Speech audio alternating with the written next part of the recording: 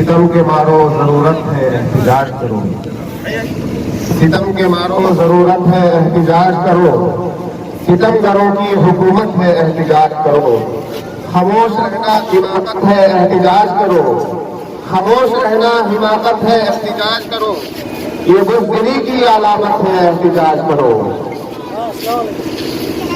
दोस्तों, साथियों, वो माइक दीजिए। और इस कड़कड़ाती सर्दी में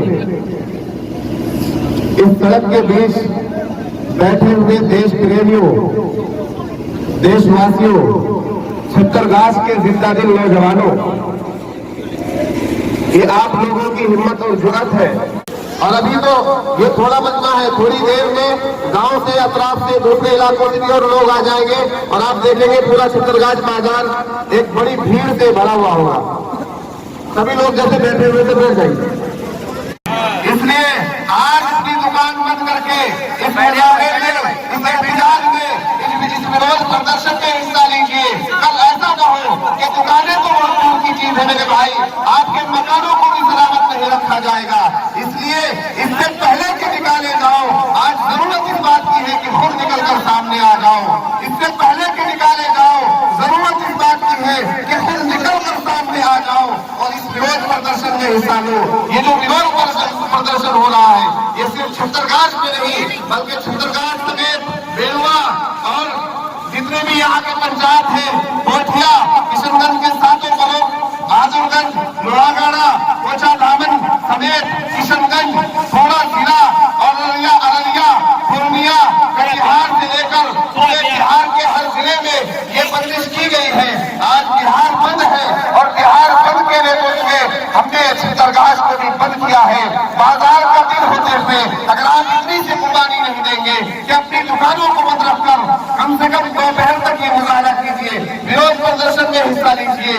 बाजार का दिन हुआ तो क्या हुआ, आज हमें जरूरत इस बात की है कि अपने देश को बचाने के संघर्ष में हिस्सा लें, अपने मुल्क को बचाने के संघर्ष में हिस्सा लें, अपने घरों को बचाने के संघर्ष में हिस्सा लें। अगर हमारे घर ही सलामत नहीं रहेंगे, हमारे अहबाब सलामत नहीं रहेंगे, हमारे घर के लोग सलामत नहीं रहेंगे, तो हम अपनी दुकानों को लेकर कहाँ जाएंगे। इसलिए जरूरत इस बात की है मेरे दोस्तों, अजीजों, साथियों, जहाँ तक मेरी आवाज पहुँच रही है, इस धरना प्रदर्शन को, इस विरोध प्रदर्शन को कामयाब बनाए और जो ये पिंडाल बिछाया गया है यहाँ आकर बैठे।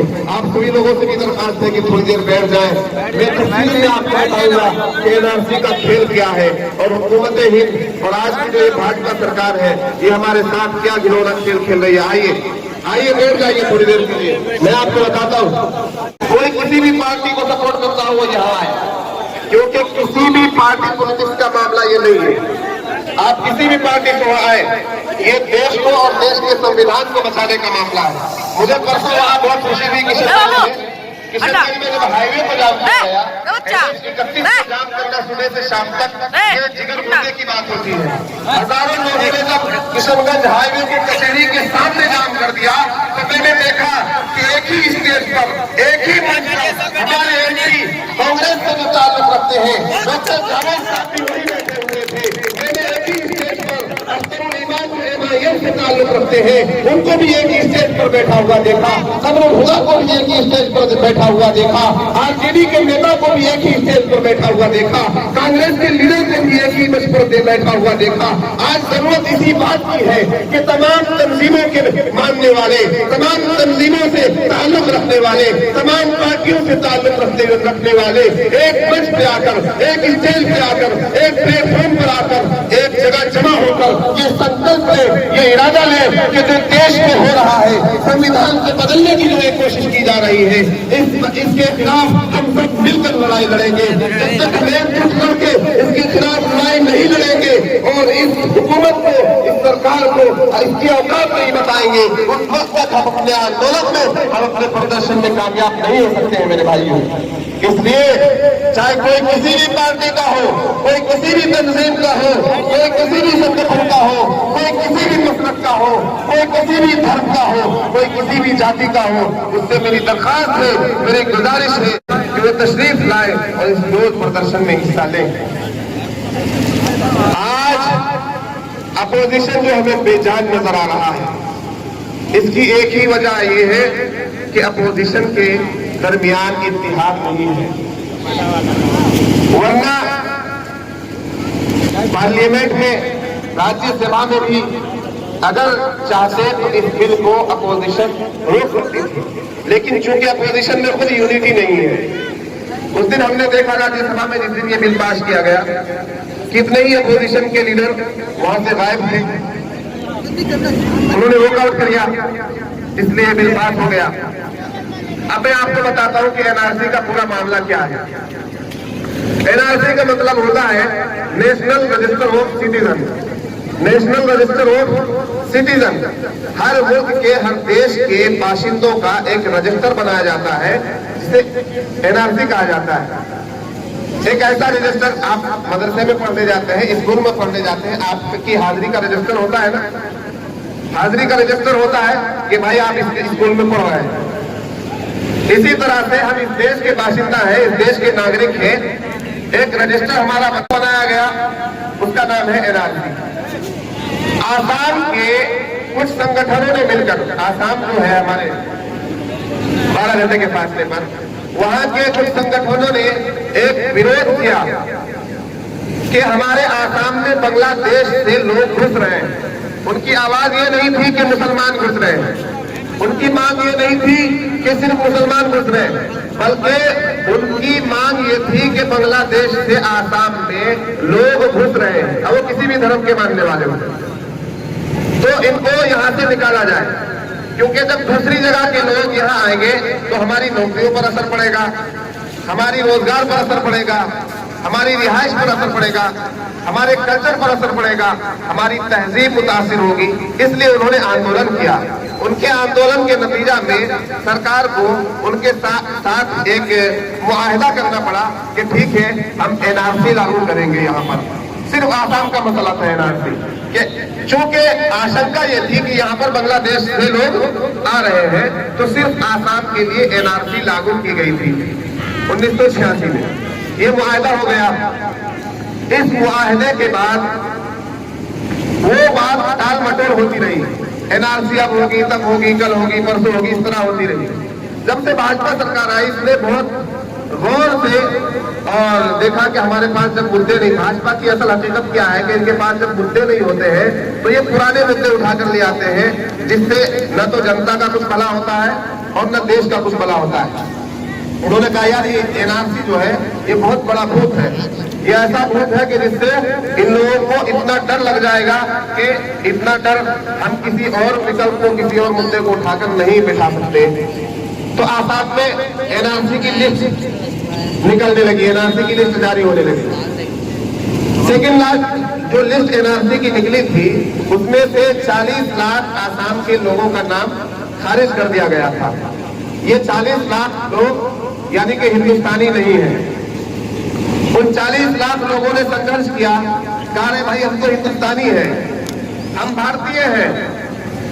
उनके संघर्ष का नतीजा ये हुआ कि एक आखिरी लिस्ट और जारी करनी पड़ी सरकार को, जिसमें से 19 लाख लोगों का नाम फिर एनआरसी से बाहर हो गया। यानी 21 लाख लोगों का नाम शामिल हुआ, 19 लाख लोगों का नाम फिर रह गया। अब उन 19 लाख लोगों में 12-13 लाख जो हमारे हिंदू भाई हैं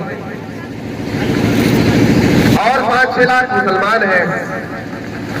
उनको ये कहा जा रहा है कि तुम घुसपैठिया हो, तुम क्या हो, घुसपैठिया हो, यहाँ के रहने वाले नहीं हो। हमारा मुतालबा ये था कि अगर कोई घुसपैठिया है, दूसरे देश से आया है, तो वो हिंदू हो, मुसलमान हो, सिख हो, ईसाई हो, सबके लिए एक ही कानून होना चाहिए। क्या होना चाहिए? एक ही कानून होना चाहिए था। और एनआरसी जो आसाम तक सीमित थी, क्योंकि आसाम में शक था ना भाई, शक कहाँ था? आसाम में था। तो एनआरसी जो आसाम तक सीमित थी वो वही रहनी चाहिए थी। आसाम से बाहर इस सांप को नहीं लाया जाना चाहिए था। एक तो ये कि एनआरसी सिर्फ आसाम का मामला था। दूसरा ये कि जो एनआरसी हिंदू भाई के लिए हो वही एनआरसी सिख भाई के लिए हो, वही एनआरसी बुद्धिस्ट भाई के लिए हो, वही एनआरसी मुसलमान भाई के लिए हो। अब ये जो दूसरा बिल पास किया गया है, जब इन्होंने देखा कि यार 13 लाख मेरे हिंदू भाई जिनमें से बहुत से हमारे वोटर भी हो सकते हैं, तो भाजपा को तो सिर्फ अपना वोट बैंक बनाना है, तो इन्होंने एक नया कानून बनाया। अभी मैं आपको बताऊंगा कि उस कानून के दायरे में सबसे ज्यादा परेशानी हिंदू भाइयों को आने वाली है। एक नया कानून बनाया, CAA, citizenship amendment act. CAB जो था अब CAA हो चुका है, क्योंकि एक ही शक्ल बन चुकी है, कानून बन चुका है। लोकसभा में भी पास हो गया, राज्यसभा में भी पास हो गया, सदर जमहूरिया ने दस्तखत भी कर दिए, तो अब ये एक्ट बन चुका है, सिटीजनशिप अमेंडमेंट एक्ट। इस एक्ट का मतलब ये है कि वो लोग जो NRC के तहत नहीं आ पाएंगे, जिनका नाम NRC के रजिस्टर में नहीं आ पाएगा, अब उससे पूछा जाएगा तुम्हारा नाम क्या है। वो कहेगा जी मेरा नाम तो मोहम्मद सालिम है, वो कहेगा जी मेरा नाम तो आदिल रब्बानी है, वो कहेगा जी मेरा नाम तो नजरुल इस्लाम है, वो कहेगा जी मेरा नाम तो मोहम्मद शमशाद है। अच्छा, तुम घुसपैठिया हो, तुम क्या हो? घुसपैठिया हो, तुम इस मुल्क के नहीं हो। कहेगा जी हमारे अब्बा यहीं थे, हमारे दादा यहीं के थे, हमारे परदादा यहीं के थे। कि नहीं नहीं, तुम डॉक्यूमेंट नहीं जमा करा सके हो, तुम्हारे पास 1951 से पहले के डॉक्यूमेंट नहीं है, तो तुम घुसपैठिया हो। चाहे तुम पुश्तों से रह रहे हो, हजारों साल से रह रहे हो, उससे कोई बहस नहीं है, क्योंकि तुम डॉक्यूमेंट नहीं जमा करा सके तो तुम घुसपैठिया हो। अब हम तुमको हिंदुस्तानी नहीं मानेंगे। ये तो हुई मुसलमान की बात। मुसलमान के अलावा मेरा बुद्धिस्ट भाई होगा, सिख भाई होगा, हिंदू भाई होगा, वो उसका नाम अगर NRC में नहीं आता है तो उसको भी कहा जाएगा कि तुम इस देश के नहीं हो। शरणार्थी कहा जाए, लेकिन ये तो कहा जाएगा ना कि तुम इस देश के नहीं हो। अरे भाई, शरणार्थी का क्या मतलब हुआ? कि तुम इस देश में शरण लेने के लिए आए हो, तुम इस देश के नहीं हो। मेरा हिंदू भाई भी कहेगा अरे नहीं मोदी जी, हमारे बाप यहीं के थे, हमारे दादा यहीं के थे, हमारे दादा ने भी आपको वोट दिया, हमारे अब्बा ने भी आपको वोट दिया। मोदी जी कहेंगे तुम डॉक्यूमेंट नहीं जमा करा पाए हो, इसलिए तुम इस देश के नहीं हो। हम तुमको घुसपैठिया तो नहीं कहेंगे, लेकिन तुम शरणार्थी हो, तुमने इस देश में शरण लिया है। अब हमारे रहने करम पर तुमको यहाँ की सिटीजनशिप मिल सकती है। मेरा हर हिंदू भाई गौर से सुने, जिसका NRC में नाम नहीं आएगा, वो हिंदू हो या मुसलमान, उसके लिए ये बात तय है कि वो भारतीय तस्लीम नहीं किया जाएगा, वो हिंदुस्तानी तस्लीम नहीं किया जाएगा, वो ये नहीं माना जाएगा कि वो इस देश का वासी है। वो चाहे दलित हो, सिख हो, ईसाई हो, बुद्धिस्ट हो, हिंदू हो, क्रिश्चियन हो, आदिवासी हो, अगर NRC में उसका नाम नहीं आता है तो ये मोदी सरकार उससे कहेगी कि तुम इस देश के रहने वाले नहीं हो। हाँ, अगर हम चाहेंगे तो हमारे रहने करम पर तुमको यहाँ की सिटीजनशिप और यहाँ की शहरियत मिल सकती है। क्या आप इस बात को कबूल करेंगे? मेरा कोई हिंदू भाई इस बात को कबूल करेगा कि वो मोदी के रहने करम पर यहाँ की सिटीजनशिप ले? क्या मेरा कोई हिंदू भाई इस बात को तस्लीम करेगा कि वो भाजपा के रहने करम पर अपना हिंदुस्तानी होना साबित करे? मेरा कोई हिंदू भाई इस बात को तस्लीम नहीं करेगा, इसलिए कि अगर उसने आज भाजपा के रहने करम पर हिंदुस्तान की शहरियत ले ली और भाजपा की बात को मान लिया कि हाँ हम तुम्हारे कहने पर हिंदुस्तानी नहीं है, तुम हमें हिंदुस्तानी होने का सर्टिफिकेट दे दोगे तो हम हिंदुस्तानी हो जाएंगे। तो मेरे हिंदू भाइयों, याद रखो, आने वाली नस्लें तुम्हें बददुआएं देंगी, आने वाली तुम्हारी नस्लें तुम्हें गालियां देंगी कि हमारे अब्बा और हमारे दादा ने क्या गलती की थी। इसलिए कि तुम्हारा वो हिंदू भाई जिसको यहाँ NRC में नाम आ गया है, वो तुम्हें बाद तक, सालों साल तक, सैकड़ों साल तक ये ताना देता रहेगा कि तुम यहाँ के लीगल सिटीजन नहीं हो, तुम्हें मोदी ने यहाँ का सिटीजन बनाया है, तुम मोदी के रहमो करम पर यहाँ रहे हो, तुम यहाँ के लीगल सिटीजनशिप नहीं हो, तुम यहाँ के लीगल बाशिंदे नहीं हो। क्या तुम इस बात को बर्दाश्त करोगे कि कोई दूसरा तुम्हें ये कहे कि तुम यहाँ के लीगल सिटीजन नहीं हो, तुम्हें यहाँ मोदी ने सिटीजनशिप दी है? क्या इस बात को कोई मेरा हिंदू भाई तस्लीम करेगा? बोलिए। कोई भी दलित, कोई भी आदिवासी इस बात को मानने के लिए तैयार नहीं होगा कि हम मोदी के कहने पर हिंदुस्तानी होंगे। नहीं नहीं, यहाँ का हर हिंदू, हर मुसलमान हिंदुस्तानी है। कल भी हिंदुस्तानी था, आज भी हिंदुस्तानी है और कल भी हिंदुस्तानी रहेगा। और मैं अपने तमाम हिंदू भाइयों से कह देना चाहता हूँ कि एनआरसी का बायकॉट कर दो, वरना मोदी के रहमो करम पर तुम्हें इस देश में रहना होगा। तुम मोदी के रहमो करम पर मत रहो, अपने बाप और अपने दादा की जागीर समझ के हिंदुस्तान में रहो। हिंदुस्तान मोदी के बाप की जागीर नहीं है, हमारे और तुम्हारे बाप की जागीर है। इसलिए हम अपने बाप की जागीर में मोदी के रहमो करम पर नहीं रहेंगे। अमित शाह के कहने पर हम देशवासी नहीं कहलाएंगे। अमित शाह का बाप भी आकर अगर हमें कहेगा कि तुम हिंदुस्तानी नहीं हो तो हम मानने के लिए तैयार नहीं होंगे। मेरा हिंदू भाई भी मेरे साथ आज इसीलिए खड़ा है कि कल एनआरसी की लाइन में लगकर उसे भी साबित करना पड़ेगा कि एनआरसी में उसका नाम है या नहीं। उसे भी साबित करना पड़ेगा कि वो इस देश का बसने वाला है या नहीं। और मामला तो सिर्फ आसाम का था। मोदी जी, आपने पूरे देश में एनआरसी क्यों लागू किया? एनआरसी लागू करना ही था तो आप इसका कुछ सरल बेस रखते कि जिसके पास आधार कार्ड है वो इस देश का है। आधार कार्ड किसने बना कर दिया? देखिए, माकूल बातें कर रहा हूँ, अकल में आने वाली बातें कर रहा हूँ, आप ध्यान से सुनिए। अगर एनआरसी लाना ही था, अभी रजिस्टर में मेरा नाम लिखना है ना, रजिस्टर में नाम लिखना है ना, तो मेरे रजिस्टर में नाम लिखवाने के लिए मेरे पास आधार कार्ड है या नहीं? हाथ उठा के बताइए। रजिस्टर में नाम लिखने के लिए मेरे पास वोटर कार्ड है। हाँ, हमारे अब्बा ने वोट दिया, हमने वोट दिया, तो वोटर कार्ड को बेस बनाओ, आधार कार्ड को बेस बनाओ, पैन कार्ड को बेस बनाओ, राशन कार्ड को बेस बनाओ। अब तुमने हमारे राशन कार्ड को भी रिजेक्ट कर दिया, हमारे वोटर कार्ड को भी रिजेक्ट कर दिया, हमारे आधार कार्ड को भी रिजेक्ट कर दिया। अब तुम ये कहते हो कि 1971 से पहले के या 1951 से पहले के कागजात अगर तुम्हारे पास होंगे तो हम तुमको हिंदुस्तानी मानेंगे। तो जो हमारे पास वोटर कार्ड था, उससे जो हमने वोट दिया है, उस वोट की कोई हैसियत नहीं है। अगर उस वोट की कोई हैसियत नहीं है तो मोदी जी, मैं आपसे कहूंगा कुर्सी से नीचे उतर जाइए।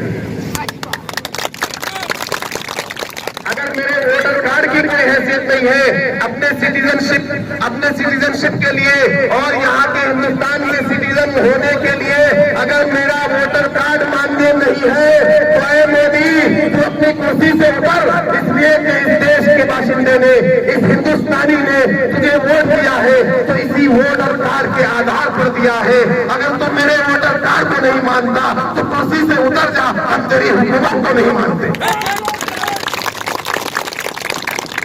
भाई, कुछ आसान सरल सा बेस होना चाहिए था ना। आप कह रहे 1951 से पहले के कागज दिखाओ। तुम्हारे देश में कितने ऐसे नागरिक हैं जिनके पास 1951 से अपने बाप की जमीन है? 1951 से अपनी जमीन हर हिंदुस्तानी के पास है, अपना घर हर हिंदुस्तानी के पास है? नहीं है। कितने ही लोग आज तक किराए पर रहते हैं, कितने ही लोग आज तक सड़कों पर रहते हैं, कितने ही लोग आज तक फुटपाथ पर रहते हैं, कितने ही लोग आज तक हजारों लाखों की तादाद में लोग आज तक हिंदुस्तान में खाना बदोशों की तरह जिंदगी गुजारते हैं। आपने देखा होगा जंगल जंगल जाकर सड़कों के किनारों पर प्लास्टिक बिछाकर, प्लास्टिक लटकाकर घर बनाकर रहते हैं। इनके पास 1951 का कागज कहां से लाओगे मोदी जी? जो लोग किराए पर रहते आए हैं उनके पास 1951 का कागज कहां से होगा? और ऐ बिहार वासियों, तुम्हें बिहारी समझकर बेवकूफ बनाया जा रहा है। तुम बताओ कि आज तक हिंदुस्तान आजाद हुए 70 साल से ज्यादा का अरसा बीत गया, लेकिन आज तक हम बिहार वासी सैलाब की मार झेल रहे हैं, बाढ़ की मार झेल रहे हैं। बाढ़ का पानी आता है, हमारे घरों को बहा देता है, बाढ़ का पानी आता है, हमारे घरों को बर्बाद कर देता है। हमारा घर भी सलामत नहीं रहता, हमारे घरों का कोई सामान भी सलामत नहीं रहता। जब हम अपने घरों को बाढ़ के बाद जाकर देखते हैं तो घर में एक भी सामान सही सलामत नहीं रहता।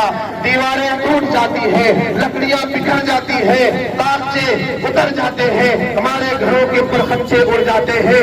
जब हमारा घर ही सलामत नहीं रहता, ऐ मोदी, ऐ अमित शाह, ऐ नीतीश कुमार, जब तुमने हमारे लिए, बिहार वासियों के लिए आज तक ये इंतजाम नहीं किया कि हम अपने घरों की हिफाजत कर सके, तो तुम बताओ कि हम अपने कागजात की, अपने डॉक्यूमेंट की हिफाजत कैसे करें? हमारे घरों को बचाने के लिए, पानी से, बाढ़ से, सैलाब से हमारे घरों को बचाने के लिए तो तुम्हारे पास आज तक कोई स्कीम पैदा नहीं हुई। अब तुम हमसे 1951 से पहले के कागज मांग रहे हो। तो इसलिए मेरे भाई ये सिर्फ घोषणाबाजी है। क्या ये सिर्फ परेशान करने की मोदी सरकार की घोषणाबाजी है। NRC, CAA, NPR ये सब कुछ नहीं है। आप लोगों को, हम लोगों को परेशान करने की बात है। NRC से जितना परेशान एक मुसलमान होगा, उतना ही परेशान एक सिख होगा, उतना ही परेशान एक बुद्धिस्ट होगा, उतना ही परेशान एक हिंदू होगा। इसलिए सबको मिलजुल कर, सिखों को, ईसाइयों को, बुद्धिस्टों को, जैनियों को, मुसलमानों को और हिंदुस्तान में ईसाइयों को, जितने भी धर्म के मानने वाले इस देश में रहते हैं, उन तमाम देशवासियों को मिलजुल कर इत्तेहाद और इत्तिफाक के साथ, एकता के साथ एकजुट होकर इस NRC के खिलाफ, इस CAB के खिलाफ, इस CAA के खिलाफ, इस NPR के खिलाफ, इस भाजपा के खिलाफ, इस अमित शाह के खिलाफ, इस मोदी के खिलाफ खड़े हो जाना होगा। बोलिए, हम सब खड़े होंगे या नहीं होंगे? हम सब मिलकर इस NRC के खिलाफ खड़े होंगे या नहीं होंगे? मोदी और अमित शाह अगर हमसे सबूत मांगने आएगा कि तुम्हें हिंदुस्तान का नागरिक, तुम हिंदुस्तान के नागरिक हो या नहीं, अपनी नागरिकता का सर्टिफिकेट दिखाओ, तो हम मोदी जी से कहेंगे कि तुम पहले अपना सर्टिफिकेट दिखाओ। अरे जो अपनी तालीम की डिग्री न दिखा पाए, वह हमसे नागरिकता की डिग्री मांग रहा है।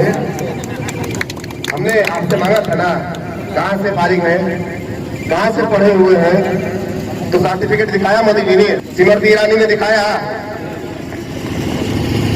अरे तुम तो राफेल के डॉक्यूमेंट गुम कर देते हो, राफेल के डॉक्यूमेंट गुम कर देते हो, जो अभी का मामला है। कब का मामला है? अभी का मामला है।